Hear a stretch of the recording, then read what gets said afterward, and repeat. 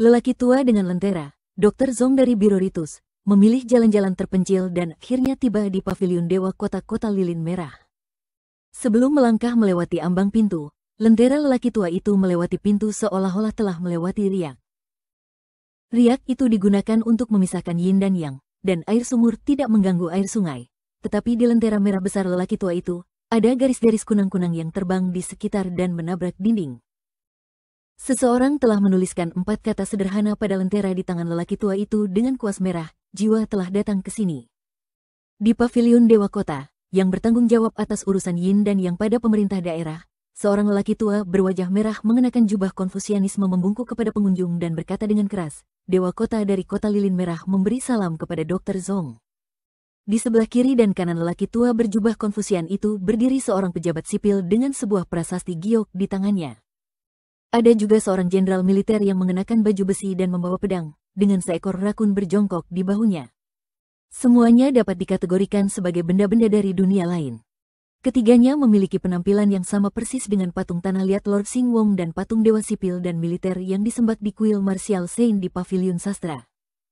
Orang tua dengan lentera itu mengangguk sebagai balasan dan berkata dengan wajah serius, saya yakin kalian bertiga telah menerima perintah rahasia dari Istana Kekaisaran. Dalam jarak 1000 mil, semua dewa gunung dan sungai, bumi, nenek He, dan para dewa yang disembah di paviliun Dewa Kota dan kuil dewa sipil dan militer harus mencegat dan membunuh seorang pria bernama Alliance dengan pedang. Di 4 arah, jika ada yang berani takut pada musuh atau dengan sengaja menyembunyikan kekuatan mereka, tubuh emas mereka akan hancur. Tubuh emas dewa air akan dikubur di kaki gunung, dan tubuh emas dewa gunung akan tenggelam ke dasar sungai. Kalian orang-orang dari 1 paviliun dan 2 kuil juga akan berakhir seperti itu. Orang tua itu tersenyum dan meredakan suasana. Aku tidak memintamu untuk bertarung sampai mati, tetapi untuk menghentikannya dengan sekuat tenaga.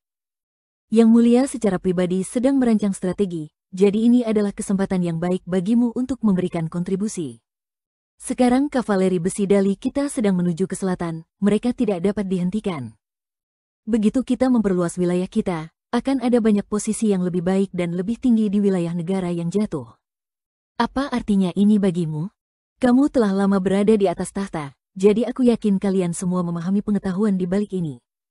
Aku sudah mati dalam pertempuran untuk Dali saat aku masih hidup. Sekarang setelah aku menikmati ratusan tahun dupa, aku akan mempertaruhkan nyawaku untuk membuat bajingan itu mati di sini. Lelaki tua itu menganggukkan kepalanya dengan puas. Dali pasti akan bergantung pada kalian semua di masa depan untuk membantu menjaga gunung dan sungai. Singkatnya, kita akan bekerja sama sebagai satu kesatuan dan berpartisipasi dalam usaha besar ini. Di kuil sungai Jadalikuit, yang sedikit lebih dekat dengan Kota Lilin Merah, lelaki kekar yang pernah muncul bersama lelaki tua berlentera di Jalan Guanshui sebenarnya adalah Direktur Departemen Seleksi Bela Diri Kementerian Perang. Dapat dikatakan bahwa lelaki kekar ini bertanggung jawab atas hidup dan mati sebagian besar orang Jianghu di dinasti Dali. Namun, dibandingkan dengan Biro Ritus lelaki tua itu, lelaki kekar itu digambarkan berurusan dengan sampah di rawa, sementara lelaki kekar itu tertawa dan mengobrol dengan para dewa tentang keabadian. Di dalam kuil Jiangsen, ada 2 dewa sungai dengan aura luar biasa berdiri di sana. Salah satunya memegang tombak besi hitam, dengan tulisan emas yang berkedip dari waktu ke waktu. Yang lainnya melilit ular hijau di lengannya. Ular hijau yang lincah itu membuka mulut kecilnya sesekali, menyemburkan napas seputih salju. Kedua dewa sungai dikelilingi oleh uap air yang berkabut. Pria kekar itu berkata dengan suara berat, begitu jaringnya ditutup, si tukang parang kemungkinan besar akan melarikan diri ke selatan. Jadi, aku ingin kalian bertemu di sini. Pada saat itu, aku akan menjadi orang pertama yang menghentikannya. Aku ingin membunuh seorang rekan Tao tetapi bukan aku. Tetapi sekarang Yang Mulia mungkin sedang mengawasi kita. Jadi, aku tidak berani melakukannya meskipun aku punya 10 nyali. Aku harap kalian berdua tidak akan mengecewakan Yang Mulia. Setelah menyelesaikan kata-katanya, lelaki kekar itu melangkah keluar dari kuil Jiangsen dan menghadap ke Kota Lilin Merah di utara. Dia hanya melepas bajunya, memperlihatkan otot-ototnya yang kuat dan tato-tato yang mengerikan. Tato naga di bahu yang tidak akan pernah berani ditato oleh seniman bela diri biasa, dan tato harimau hutan di punggungnya. Di bawah sinar bulan, lelaki kekar itu menyilangkan lengan di dada dan berdiri diam seperti gunung. Auranya membumbung tinggi. Di jalan panjang menuju pintu masuk Pillow Inn, wanita yang mencoba membujuk Lin Souyi untuk kembali ke istana musim semi abadi bersamanya tidak pergi jauh. Sebaliknya, dia memilih toko anggur di sisi jalan. Ada seorang wanita muda dan cantik yang bertanggung jawab atas toko yang menjual anggur dan menceritakan lelucon vulgar kepada para pelanggan. Ekspresi wanita itu tidak berubah. Suaminya yang pemalu hanya membenamkan dirinya dalam pekerjaannya. Duduk di sebelah tetua agung istana musim semi abadi adalah gadis yang mendayung perahu yang dicat dengan warna-warni. Dia adalah putri seorang tukang perahu yang telah lahir dalam keluarga sederhana selama beberapa generasi. Namun kali ini, dia menerima keberuntungan besar dan dipilih oleh tuannya, yang ingin membawanya ke istana musim semi abadi untuk mengembangkan sihir legendaris. Menurut gurunya yang jatuh dari langit, bakat gadis itu bagus. Mungkin karena dia telah tinggal di tepi sungai selama beberapa generasi dan terjerat dengan sungai Chongdan, jadi dia terlahir dengan ketertarikan alami terhadap air. Dia memiliki bakat yang bagus dan diharapkan dapat memasuki 5 lantai tengah. Gadis itu tidak tahu apa itu 5 lantai tengah. Pada saat ini, dia meniru tuannya dan menyesap minuman keras itu. Bukan karena dia takut mabuk, karena tidak ada putri tukang perahu yang tidak tahu cara minum, tetapi karena temperamen alami tuannya, yang membuat gadis itu tanpa sadar ingin meniru tuannya. Gadis itu bertanya dengan lembut, "Guru, mengapa pemuda itu tidak mau pergi ke istana musim semi abadi bersama kita?" Wanita itu, yang usianya sebenarnya hampir 60 tahun, tersenyum tipis. Tidak bisa dikatakan bahwa dia tidak tahu apa yang baik untuknya. Hanya bisa dikatakan bahwa takdir belum datang. Tentu saja, kultivasi adalah kultivasi kekuatan. Ini seperti membangun rumah. Anda perlu memperkuat fondasinya, tetapi tinggi akhirnya tergantung pada kultivasi hati dan seberapa jauh Anda mengolahnya. Lin Souyi itu memiliki hati yang teguh dan bakat alami dalam kultivasi. Bahkan jika dia tidak memasuki istana musim semi abadi, dia masih bisa melangkah sangat jauh. Jadi, kamu harus bekerja keras. Hanya dengan begitu kamu akan memiliki kesempatan untuk tidak merasa malu dengan rasa rendah dirimu saat kamu bertemu dengannya nanti. Gadis itu mendengus dan menundukkan kepalanya untuk meminum minuman keras itu. Harus dikatakan bahwa wanita ini, yang tampak awet muda, memiliki temperamen yang cukup baik. Saat Kaisar Dali melangkah ke anak tangga tertinggi dan melangkah ke peron, sosoknya langsung menghilang. Dari tempat Song Yang Kyung dan 2 direktorat upacara berdiri, panggung batu itu awalnya seukuran ladang penjemuran petani. Jika dilihat dari jauh, seharusnya kosong. Namun, pria berjubah upacara itu melihat sebuah bangunan menjulang tinggi yang tingginya lebih dari 10 kaki. Itu bukanlah bangunan kayu yang dapat dilihat di mana-mana di ibu kota Dali, tetapi diukir dari batu giok putih yang tak terhitung jumlahnya. Di lantai dasar tergantung sebuah plakat dengan tulisan, "Gedung Baik Oke Kyung," yang ditulis dengan warna emas. Pintu gedung itu perlahan terbuka dengan sendirinya. Kaisar Dali masuk dan melihat pedang seputih salju tergantung di udara. Seluruh lantai dipenuhi dengan untaian cahaya listrik yang berkelana. Kaisar mengabaikan cahaya listrik yang mengandung niat pedang yang ganas dan melangkah maju ke tangga. Cahaya listrik itu seperti para pejabat istana yang bertemu dengan asisten pertama Kaisar. Mereka semua mundur untuk memberi jalan baginya. Pemandangan serupa juga terjadi di lantai 2, hanya ada pedang terbang yang melayang di tengahnya. Namun, berbeda dengan lantai pertama, di mana badan pedang terbang itu lebar. Badan pedang terbang di sini berkilau dan tembus pandang, dengan badan ramping seperti daun willow di awal musim semi. Di dalam gedung, ada aliran air hijau yang mengalir perlahan, beriak sedikit. Kaisar Dali terus menaiki tangga. Sekilas, dibandingkan dengan pemandangan menakjubkan di 2 lantai pertama, lantai ketiga tidak berbeda. Tidak ada pedang terbang yang menakjubkan tergantung di udara, juga tidak ada lingkungan yang aneh untuk mengangkat pedang. Namun, pria berjubah upacara yang tidak berhenti sebelumnya berhenti sejenak di lantai pertama. Dia menyipitkan matanya dan melihat sekeliling dengan hati-hati. Dia berbisik sambil tersenyum, "Ketemu kamu." Kemudian dia berjalan ke dinding yang tidak jauh dan sedikit mencondongkan tubuh ke depan.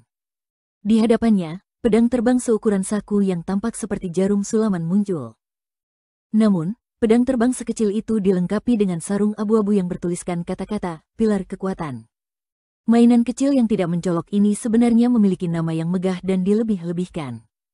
Di lantai 4, terdapat pedang panjang kuno yang ditutupi dengan tulisan jimat. Di lantai 5, terdapat pedang yang sangat besar, setinggi pria Dali, dengan kata Zhen Yue tertulis di atasnya. Kaisar Dali menaiki tangga satu persatu dan akhirnya berhenti di lantai 10. Di dalam gedung itu berdiri seorang lelaki tua dan dua lelaki muda. Wajah lelaki tua itu gelap dan kulitnya keriput. Dia tinggi dan mengenakan jubah putih dengan mahkota di kepalanya. Di matanya yang dalam, ada aura ungu yang terlihat oleh mata telanjang. Di samping lelaki tua itu ada seorang pemuda dan seorang wanita muda. Mereka adalah tuan dan pelayan dari Mat Bottle Alley, Song Jixin dan pelayan wanita GQ dari Lizu Grotto Heaven. Pemuda itu sudah menjadi salah satu pemuda paling menonjol di Dali. Satu-satunya hal yang mengganggu adalah ular berkaki 4 berwarna kaki yang tergeletak di bahu pemuda itu. Itu sedikit mengganggu pemandangan. Untungnya, jika diperhatikan dengan seksama, dahi ular itu menonjol, memperlihatkan keangkuhannya. Gadis muda GQ tampak tumbuh lebih dari 1 inci lebih tinggi daripada saat ia berada di Mat Bottle Alley. Wajahnya bahkan lebih cantik. Seluruh tubuhnya memancarkan cahaya, memberi orang perasaan misterius seperti hujan dingin setelah kemarau panjang. Saat itu, lelaki tua itu berdiri di jendela lantai 10. Ia mengulurkan tangannya dan menunjuk ke suatu tempat di ibu kota untuk mengajari pemuda itu. Melihat kedatangan Kaisar Dali, lelaki tua itu hanya mengangguk untuk menyambutnya.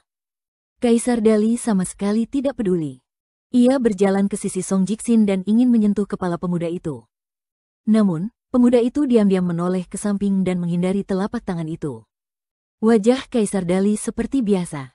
Setelah menarik tangannya, ia bertanya sambil tersenyum, "Song Mu, kamu telah mempelajari teknik pengamatan Qi dari Tuan Lu selama beberapa waktu. Apakah kamu telah menemukan mata formasi dari formasi gunung sungai ibu kota Dali?" Wajah pemuda itu dingin. Ada rasa keterasingan dalam suaranya yang kaku. "Aku belum menemukannya." Lelaki tua Laurel tertawa. Bagaimana bisa begitu mudah mencapai tingkat berikutnya dalam perjalanan geomansi?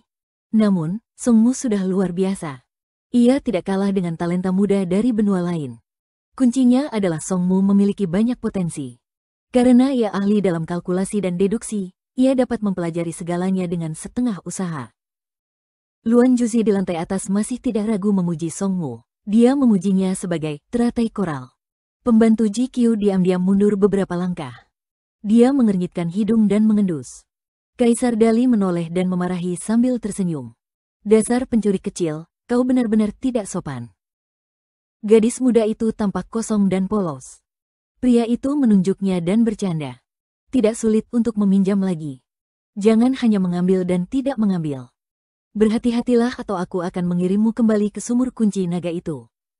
Selain itu, Istana Changchun, sekte abadi yang paling dekat dengan ibu kota, memiliki sebuah sumur. "Jika saatnya tiba, aku akan membiarkanmu pindah ke sana." Lelucon pria itu membuat wajah GQ memucat. Dia segera membuka mulutnya sedikit dan mengeluarkan sedikit napas emas. Napas yang samar-samar terlihat ini, seperti ular emas kecil, dengan cepat menempel pada pola naga di jubah pria itu. Seperti ikan di air, mereka dengan senang hati berenang di antara benang sutra jubah naga yang megah. Jubah naga itu sedikit bergetar dan memancarkan semburan kecemerlangan. Tepi laut di bawah jubah naga benar-benar menyebabkan beberapa cipratan. Kaisar Dali tertawa. "Kamu sangat pemalu. Mengapa kamu berani marah-marah kepada Tuan Qi berulang kali?" Wajah gadis muda itu menjadi gelap. Ia pindah ke jendela lain. Ia memandang jauh ke selatan, menjauh dari gedung-gedung tinggi, menjauh dari istana, menjauh dari ibu kota. Ia mencoba melihat kampung halamannya yang jauh di selatan. Dia tidak suka tempat ini. Ini adalah ibu kota Dali yang disebut Rising Dragon City. Kaisar Dali berhenti tersenyum dan bertanya kepada lelaki tua itu, apakah Luan Juzi benar-benar yakin bahwa dia dapat membangun lantai 13 gedung baik Oke Kyung? Lelaki tua berpakaian putih dengan aura abadi yang mengambang berkata dengan suara yang dalam, "Kalau tidak, mengapa Luan Changye datang ke Dali?" Pria itu mengangguk. Ia meletakkan tangannya di ambang jendela dan memandang ibu kota yang makmur. Ia berkata dengan nada merendahkan diri, "Baguslah. Meskipun aku dikenal sebagai kaisar yang hemat dan diam-diam diejek oleh begitu banyak raja dan kaisar di benua Fars Timur sebagai wanita yang hemat, ada beberapa tempat di mana aku bersedia menghabiskan uang." Orang tua itu tersenyum dan berkata dengan penuh emosi, "Setelah ratusan tahun bekerja keras, pendapatan klan Song dari mengelola Gua Lizu telah dihabiskan untuk bangunan baik Oke Kyung ini. Jika ini dianggap pelit, tidak akan ada raja dermawan kedua di benua Fars Timur." Kaisar Dali bertanya, "Meskipun tidak mudah, saya tetap ingin memastikannya kepada Tuan Lu untuk terakhir kalinya. Selama berada di area utara Akademi Lakeview di benua Fars Timur, melawan seorang kultivator lantai 10 yang berani melawan Dali, gedung ini hanya perlu menggunakan 10 pedang. Kultivator lantai 11, 11 pedang, 12 pedang, 12 pedang, semuanya dapat terbang keluar dari gedung dan membunuh mereka secara instan dari jarak ribuan mil. Orang tua bermargalu berkata dengan gagah berani, itu hanya benua Fas Timur yang kecil, tidak ada yang namanya kebetulan. Orang tua itu menambahkan, dilihat dari situasi dan ringkasan informasi dari berbagai mata-mata, pria bertopi bambu yang menggunakan pedang itu pasti seorang kultivator Ki yang naik ke lantai 5. Kemungkinan besar dia berada di lantai 11. Mungkin juga dia berada di lantai 12. Pada akhirnya, itu masih terlalu jauh dan orang itu sengaja menyembunyikan auranya. Apakah itu deduksi astrologi saya atau pengamatan jarak jauh sungai dan gunung di Palem, itu masih agak samar. Orang tua itu melambaikan lengan bajunya dengan ringan dan tersenyum, tetapi mari kita perjelas terlebih dahulu. Saat ini, gedung Baek Okekyung memiliki total 12 lantai dan setiap lantai memiliki satu pedang terbang. Meskipun memiliki berbagai macam kekuatan supernatural dan daya bunuh yang tak terbatas, cukup untuk menghalangi para pembudidaya Ki di benua itu, setiap kali pedang terbang itu keluar dari gedung, itu merupakan konsumsi yang sangat besar. Bahkan jika Dali baru saja mencaplok dinasti Lu yang kaya di utara, setelah ke-12 pedang itu digunakan sekaligus, tetap saja mustahil untuk melakukannya lagi dalam waktu 20 tahun kecuali Yang Mulia bersedia menanggung biaya penghancuran semua pedang terbang itu. Lelaki berjubah upacara itu mengangguk, mengerti dalam hatinya. Song Jiksin tiba-tiba bertanya, saat ini, Luan Juzi belum membangun lantai 13 gedung Baek Okekyung. Jika tamu tak diundang yang memprovokasi Dali adalah seorang kultivator alam ke-13, lalu apa yang harus kita lakukan? Pria berjubah upacara tersenyum dan tidak berbicara. Orang tua bermargalu itu tertawa terbahak-bahak dan menjelaskan dengan suara lembut, seorang kultivator alam ke-13. Itulah benua terbesar di dunia.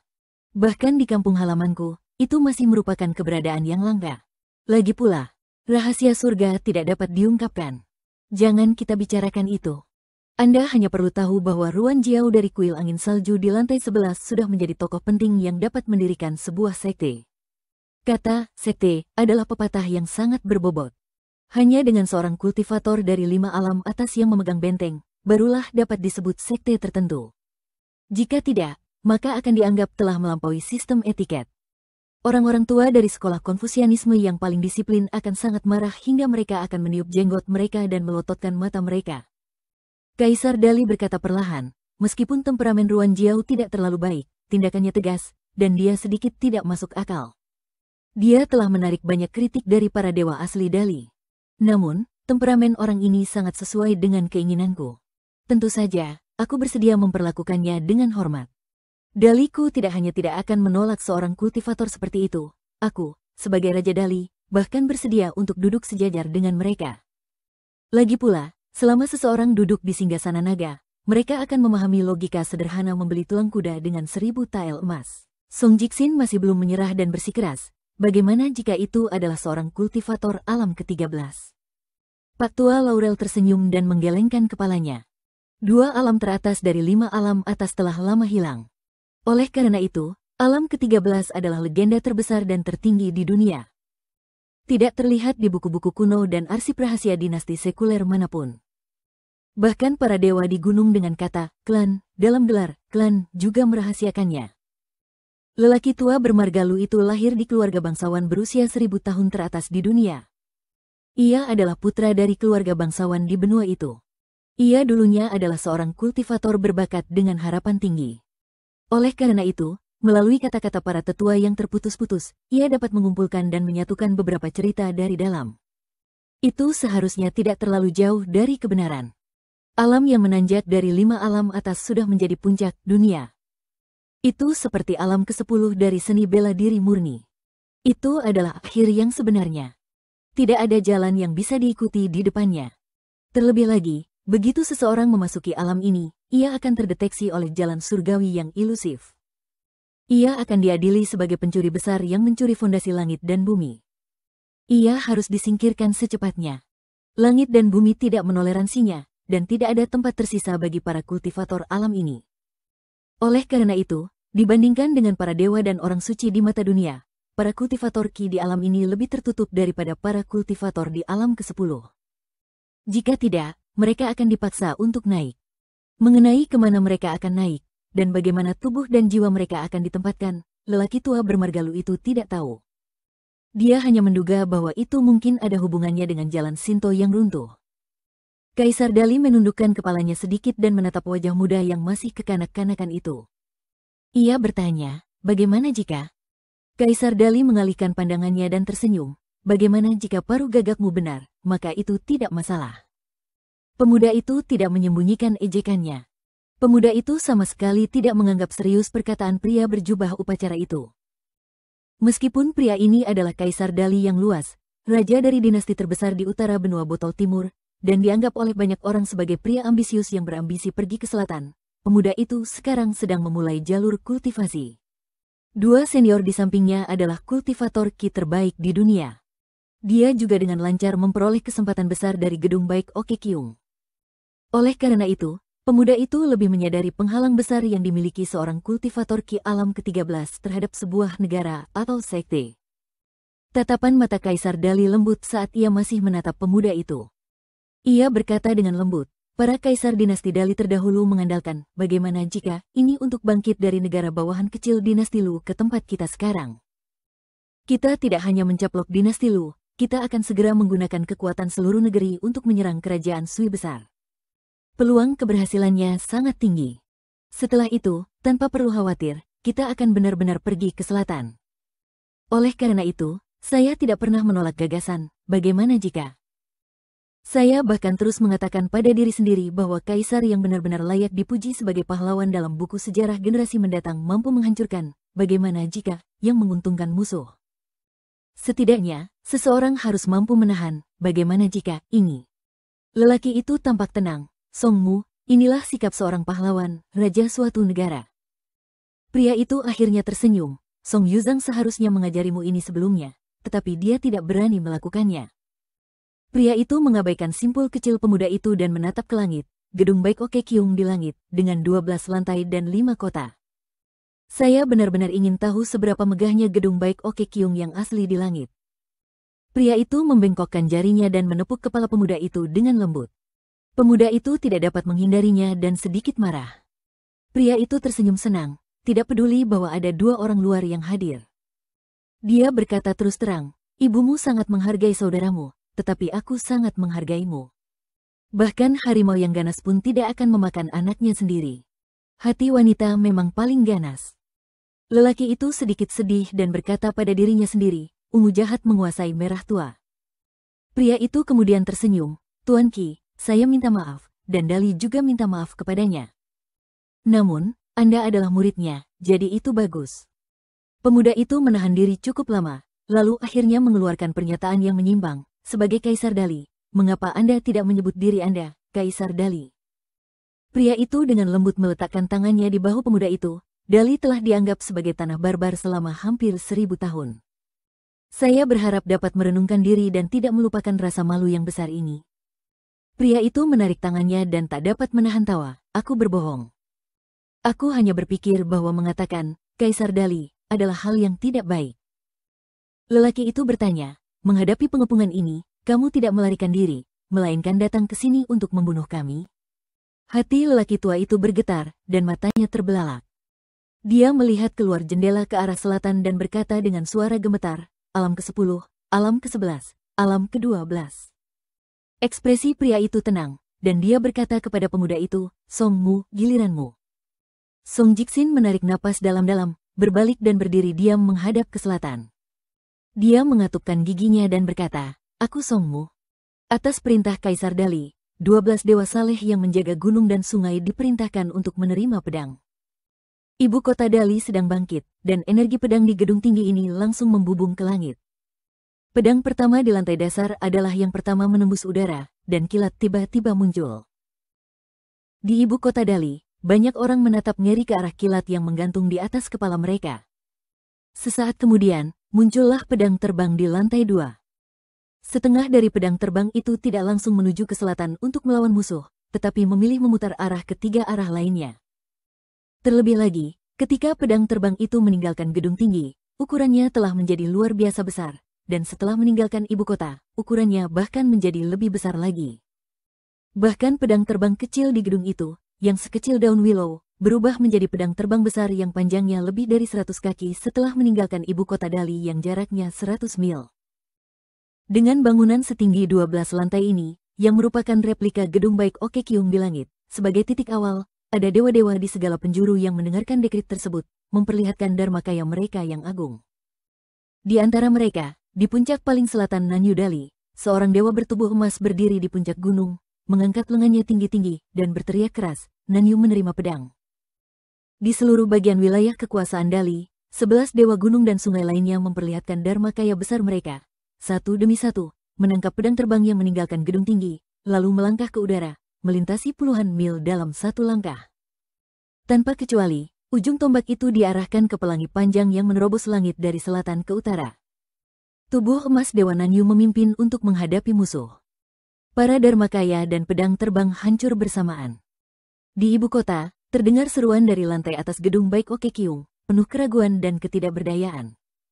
Pak Tua Laurel bergumam, tidak mungkin, tidak mungkin. Di lantai 10, mulut Song Jiksin mengeluarkan darah. Hanya pembantunya Jikyu yang berbaring di ambang jendela, sambil memandang sekeliling tanpa berpikir. Dewa tubuh emas kedua adalah sama, dan meledak dengan keras. Sesekali terdengar suara gemuruh yang menggema di seluruh wilayah Dali. Pemuda itu sudah dalam keadaan pucat pasi, darah mengucur dari 7 lubangnya. Wajahnya garang, tetapi ia tetap memaksakan diri untuk tegar, pikirannya tidak goyah. Orang tua di lantai atas tersenyum pahit, aku takut padamu. 6 dharmakaya tubuh emas lainnya yang awalnya berbaris dari utara ke selatan mulai bergerak ke kiri dan kanan, memberi jalan bagi jalan tengah. Seolah merasa itu belum cukup, pelangi putih itu sedikit terhenti, tetapi dengan cepat menghilangkan gagasan untuk mencari masalah dengan para dewa itu dan terus bergerak maju. Akhirnya, sosok itu menabrak ibu kota Dali dan mendarat di bawah platform tinggi tempat gedung Baek Oke Kyung disembunyikan. Dahi pengikut Dali, Song Yang Kyung, sudah berkeringat, tetapi dia masih berdiri di depan pria yang jatuh dari langit, menghalangi jalannya. Song Yang Kyung segera menunjukkan senyuman, dan hanya merasa bahwa jika dia bisa bertarung dengan baik dengan orang ini, dia tidak akan menyesal bahkan jika dia mati, dan hidupnya tidak akan sia-sia. Di alun-alun, seorang pria berpenampilan biasa berdiri di sana. Lucunya, betis orang ini diikat dengan pengikat kaki yang nyaman untuk berjalan di jalan pegunungan, dan dia memegang pisau bambu hijau yang patah di tangannya. Pria itu menoleh untuk melihat ibu kota, dan sedikit bingung. Kemudian dia menoleh untuk melihat pengikut 10 alam seni bela diri. Dia melirik Song Yang Kyung dan mengangguk sedikit, menunjukkan sedikit persetujuan. Akhirnya, dia mengangkat matanya dan melihat ke atas panggung tinggi tempat misteri itu tersembunyi. Dia membuang pisau bambu itu dan menghentakkan kakinya pelan-pelan. Gedung Baek Oke Kyung yang tinggi tiba-tiba dipaksa memperlihatkan wujud aslinya. Dia mengeluarkan pisau tipis lain dari pinggangnya, simbol keberuntungan, mengangkat lengannya dengan santai, mengarahkan ujung pisau ke gedung tinggi, dan berkata dengan keras, ada 5 orang di dalam, yang mana Kaisar Dali? Aku sedang terburu-buru, cepatlah keluar untuk bersujud dan mengakui kesalahanmu. Pria yang melompat langsung dari 10 ke 1 tiba-tiba menebas platform tinggi dan gedung tinggi. Di antara dirinya dan gedung Baek Oke Kyung, sebuah benang emas yang sangat halus muncul, bergerak cepat bagaikan air pasang. Raja Song Yang Kyung tidak mundur, sebaliknya, ia melangkah maju, dan momentumnya langsung naik ke puncak seni bela diri. Sambil meraung, ia menyilangkan lengannya di depannya. Alun-alun di bawah kakinya, setelah diinjak-injak dengan keras oleh penguasa alam tertinggi kedua dari benua botol harta karun timur, meledak menjadi jaring laba-laba raksasa. Mengasah seni bela diri di tengah hidup dan mati bukanlah ungkapan kosong. Song Changjing, sebagai seorang pangeran dari dinasti Li Agung, telah dengan tegas bergabung dengan tentara. Dia telah berada di tentara selama lebih dari 20 tahun, dan telah menang dan kalah dalam banyak pertempuran, besar dan kecil, dan bertempur sampai mati berkali-kali. Pada akhirnya, dia mampu menonjol dari para seniman bela diri di seluruh benua Aquarius Timur. Keberanian Song Changjing kali ini mungkin menjadi salah satu alasannya. Ketika benang emas itu menyentuh lengan Song Yang Kyung, lengan jubah putih itu langsung robek, bagaikan benang besi yang memotong tahu putih yang lembut. Perlu diketahui bahwa jubah yang dikenakan Song Yang Kyung adalah senjata sihir Tao teratas dari Dewa-Dewi Dali, yang disebut jubah air mengalir. Dulunya itu adalah relik berharga dari Dewa Tao dari 5 alam atas. Dikatakan bahwa jubah itu mampu menahan semua teknik sihir di bawah 5 alam atas. Namun di hadapan benang emas yang terkondensasi dari energi aura, jubah itu begitu rapuh. Meskipun tidak ada objek eksternal yang dapat diandalkan, Song Yang Kyung tetap bersikeras untuk tidak mundur. Pria ini ingin mencoba apakah fisik seni bela dirinya yang legendaris, yang sebanding dengan Golden Arhat, dapat menghalangi pedang abadi yang asli ini. Jawabannya segera terungkap. Ya, tetapi hanya dalam sekejap mata. Song Yang Kyung masih tidak mau mundur. Dengan suara gemuruh, wajahnya bersinar dengan cahaya keemasan yang aneh, dan ki dalam tubuhnya mengalir. Dari momentum yang melonjak sebelumnya, itu berubah menjadi pemandangan di mana permukaan air langsung membeku. Kulit dan daging lengannya telah terpotong, tetapi tidak ada darah. Pada saat yang sama, benang emas yang tak terhentikan akan terukir di tulang Song Yang Kyung. Seorang jenderal jimat Tao, yang tingginya beberapa kaki dan mengenakan baju besi hijau, mendorong Song Yang Kyung mundur beberapa langkah dan menggantikannya. Jenderal jimat, yang diukir dengan karakter emas Tao yang tak terhitung jumlahnya dan pola awan jimat dikelilingi oleh cahaya. Tangannya menggenggam benang emas yang tidak proporsional dengan tubuhnya yang agung. Pada akhirnya, tubuh jenderal jimat, yang dibuat dengan hati-hati oleh Sekte Tao, terpotong menjadi 2, tetapi benang emasnya, yang sedikit lebih redup, masih bergerak maju menuju gedung tinggi. Gedung Baik Oke Kyung. Setelah jenderal jimat Tao terpotong menjadi 2, jimat itu pun runtuh. Namun di belakangnya, seorang lelaki tua berpakaian rami muncul dan mengulurkan telapak tangan untuk menghalangi benang emas itu. Orang tua itu memiliki aura yang membusuk, tetapi wajahnya masih muda, yang membuat orang-orang merasa sangat aneh. Orang tua itu tersenyum pahit dan bertanya dalam bahasa benua lain, "Alliance, bisakah kamu berhenti sekarang?" Alliance mengerutkan kening dan berkata, "Luan Changye, bukankah kau diasingkan ke utara karena kau gagal bersaing untuk mendapatkan posisi raksasa?" Orang tua itu menolak benang emas itu, dan telapak tangannya sudah berdarah. Dia berkata tanpa daya, ceritanya panjang. Alliance tiba-tiba berkata, "Saya bertanya-tanya mengapa ada seseorang di benua Aquarius yang dapat membangun gedung Baik Oke Kyung yang sangat kecil dan kikuk. Jadi itu Anda?" Luan Changye ragu-ragu dan berbisik, "Saya pernah bertanya kepada Tuan Qi tentang pembangunan gedung ini." Alliance melirik Song Yang Kyung yang siap bergerak.